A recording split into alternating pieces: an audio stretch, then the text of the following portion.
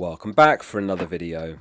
In this video we'll talk all about Game Week 25 while covering some key metrics as well, goal scorer odds, clean sheet odds, transfer trends, captaincy poll and more. I wanted to give a quick demo of the custom data tables tool in the Fantasy Football Scout members area.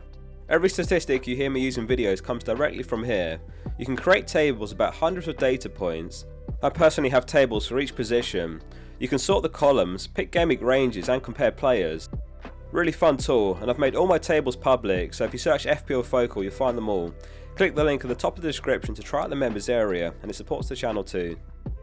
So starting with the anytime goal scorer odds, and I've combined the double game week fixtures, so these are the odds for scoring at any point for those with a double game week. Bookies odds always assume that the player starts, and it's unlikely in the case of Trossard for example. But if Martinelli were to get injured before the deadline, then suddenly it becomes a very useful measurement, and better left in than removed.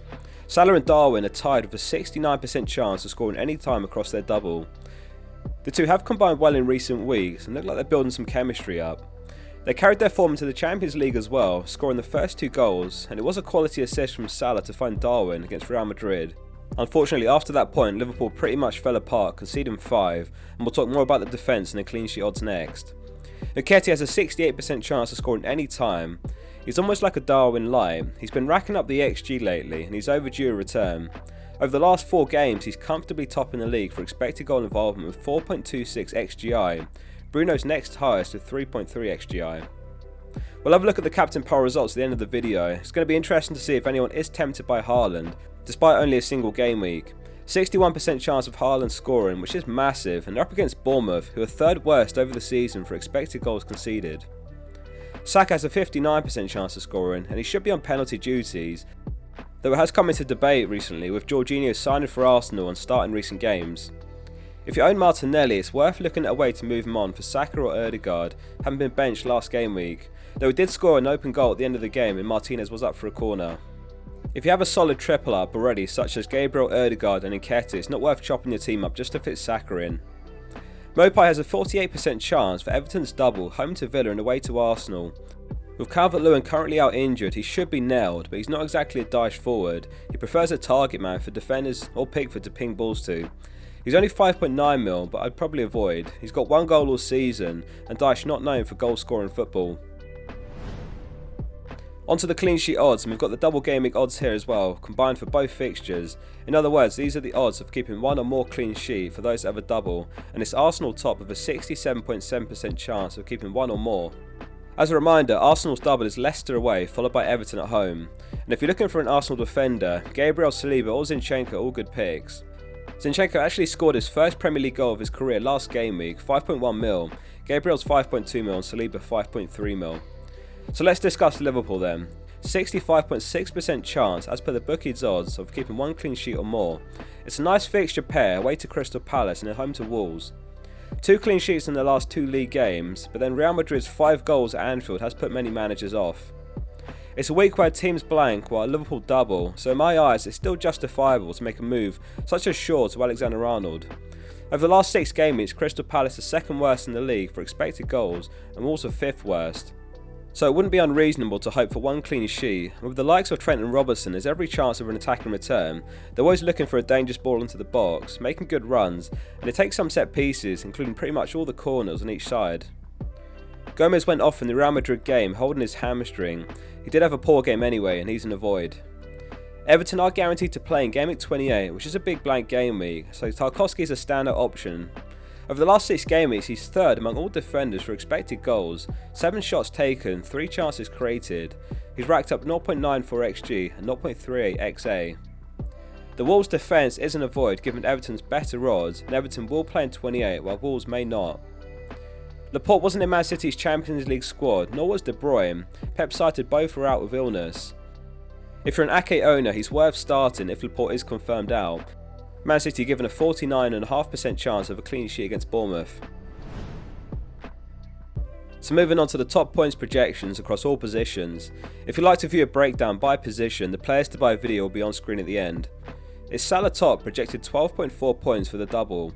If you own Fernandes or De Bruyne, it's a very logical transfer to make this week.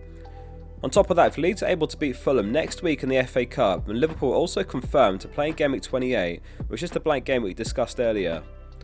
Saka's second on the projections, 11.4 points. It's going to be interesting to see how captaincy looks between these two.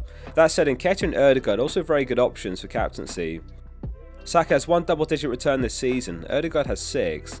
Between Game Week 14 and Game Week 18, Ødegaard's returns were 10, 3, 16, 11 and 13. If you can put together back-to-back game weeks like he did at any point over that run, you're looking at an absolute monster haul. Trent's projected 9.8 points and Robertson 8.4, Alisson 8.1 and Van Dijk 7.8. If you still have your triple captain chip, then there's a decision to be made this week whether to use it or not. Despite 12 teams doubling in Game Week 29 following yesterday's announcement, there's no one who looks better then than now. Perhaps Rashford, but he's away to Man City and away to Chelsea. There will be 2 other decent sized double game weeks later in the season, Game Week 34 and Game Week 37. However, we don't know who will be in those doubles, so you could hold out and risk a better double game week, or use it now on Salah or Saka. If I still had the chip, I'd use it on Salah, or otherwise just wait until later in the season. If this video has been useful, please drop it a like and subscribe to the channel. Moving on to the most transferred players this week. It's Gakpo top with 300,000 new owners. A price rise this week to 7.8 mil and he's got back-to-back goals in the league. He could be a great differential alongside Salah, but wouldn't recommend picking him rather than Salah. He's certainly grown over the last couple of league games, but with Jota and Firmino at Klopp's disposal, there is a strong chance he comes off early, which has been the trend in recent weeks. There's also a chance of him being benched for one of the 2 games, making a cameo off the bench instead. That said, if you grab him, there is the option to punt on him for 1 game week before looking at someone like Mitoma, who's home to Southampton in Game Week 26 before a double Game Week 27. Salah's second with 283,000 transfers in. As discussed, if you own Fernandes or De Bruyne, it's a logical transfer to sell for Salah this week. If Leeds are able to beat Fulham next week in the FA Cup, then Liverpool are also confirmed to play in Game Week 28, around a 45% chance. Post restart, Trippier's created the most chances among defenders with 36, but it is Trent in second with 15. Likewise, Trippier's created 11 big chances to Trent's 7. It's also worth adding that Robertson's created 10 chances and 3 big chances. So there's a couple of takeaways from that data. First of all, despite a concerning result in the Champions League, Trent's still not necessarily a bad transfer at all. However, selling Trippier for him is a very risky move. Over the next 2 game weeks it looks okay, but beyond that it is risky, especially given Newcastle won't blank in Game Week 28. Watkins has 4 goals and an assist in his last 4, and Aston Villa another team who will play in Game Week 28, and in the lead up to then they face Everton, Crystal Palace and West Ham. One combination of moves you might want to consider is Kane down to Darwin, and then a midfielder such as Fernandes up to Salah. This gives you 3 extra fixtures this week, plus potentially 2 extra fixtures in Game Week 28, depending on FA Cup results next week. Moving on to the most sold players this week, and it is Trippier top with 282,000 sales. Given the stats we talked about, he's in a league of his own post-restart, and selling him does have the potential to backfire unless you're buying him back in a couple of weeks. Newcastle's clean sheets have dried up, though Bruno Guimaraes was suspended for 3 games, and it's no coincidence that over those 3 games they conceded. He served his suspension now and he will be back for Newcastle. Pope picked up a red card last game week and he's among the most sold, and he served his suspension in the League Cup final, so he'll be back for Game Week 26. Newcastle were one of the 12 teams included in yesterday's double Game Week 29 announcement. We won't talk about that double too much as it was covered quite comprehensively in that video. It'll be on screen at the end if you missed it. If you own Brentford or Brighton owners, they are a bit of a headache. Both teams blank this game week, but they both double in Game Week 27. So if you can scrape through and hold on to the likes of Mitoma and Tony, they could be worth it. That said, 241,000 have sold Tony and 163,000 have sold Mitoma. We'll finish up as always with the captain poll results, and thanks to everyone who voted on the poll on Discord. If you'd like to join, the link's below. The results are in and they are as follows. Very divided results this week. 51.1% are on Saka, while 36% are on Salah. In the lead up to Game Week 25, Salah was around 5% owned in the top 100k, so if he does outscore Salah, there's certainly a nice rank gain to be had. Ødegaard gets 4.9%, Haaland 1.5% and Nketiah 0.7%. 4.9% voted for other. Thanks for watching this week's FPL tips video. Please hit like on the video if it was helpful and hit subscribe. Tomorrow's video will be the experts video, a huge one this week. See you soon for the next one.